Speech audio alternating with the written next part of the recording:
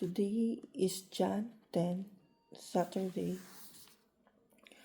First reading is taken from 1 John chapter 5 verses 14 to 21.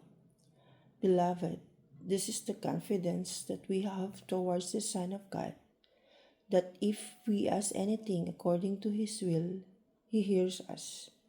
And if we know that He hears us in whatever we ask, we know that we have the request that we have asked of Him. If anyone sees his brother committing a sin not leading to death, he shall ask, and God will give him life. To those who commit sins that do not lead to death, there is sin that leads to death. I do not say that one should pray for that. All wrongdoing is sin, but there is sin that does not lead to death.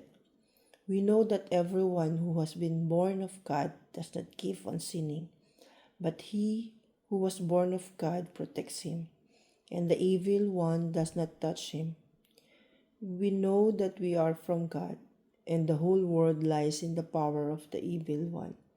And we know that the Son of God has come and has given us understanding, so that we know Him who is true, and we are in Him who is true.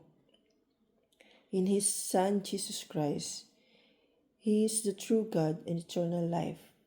Little children, keep yourselves from idols. Psalms 149. The Lord takes delight in His people. Sing a new song to the Lord, His praise in the assembly of the faithful. Let Israel rejoice in its Maker. Let Zion's children exult in their King. The Lord takes delight in His people.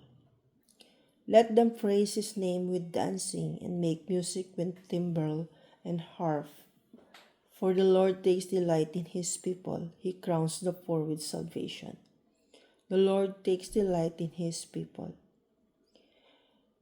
Let the faithful exult in glory and rejoice as they take their rest. Let the praise of God be in their mouths. This is an honor for all His faithful. The Lord takes delight in His people. Alleluia, alleluia. The people dwelling in darkness have seen a great light, and for those dwelling in the region and shadow of death, of them a light has dawned. Alleluia. Gospel reading is taken from John chapter 3, verses 22 to 30. At that time, Jesus and His disciples went into the Judean countryside, and He remained there with them and was baptizing. John was also baptizing at Aenon near Salim, because water is plentiful there, and people were coming and being baptized, for John had not yet been put in prison.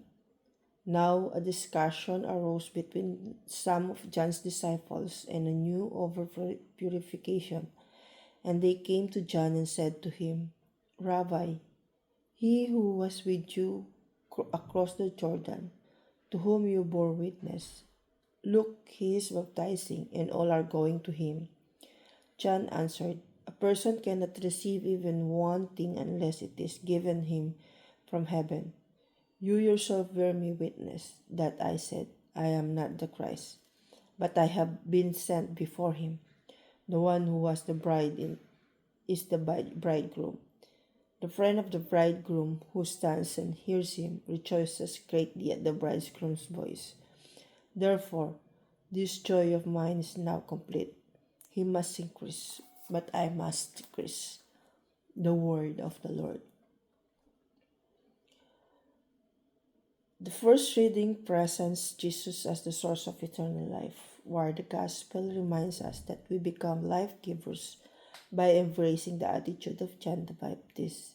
He must increase and I must decrease. Yet deep within our hearts lurks a subtle idol, the idol of pride. It leads us to believe I am sufficient and others are insufficient.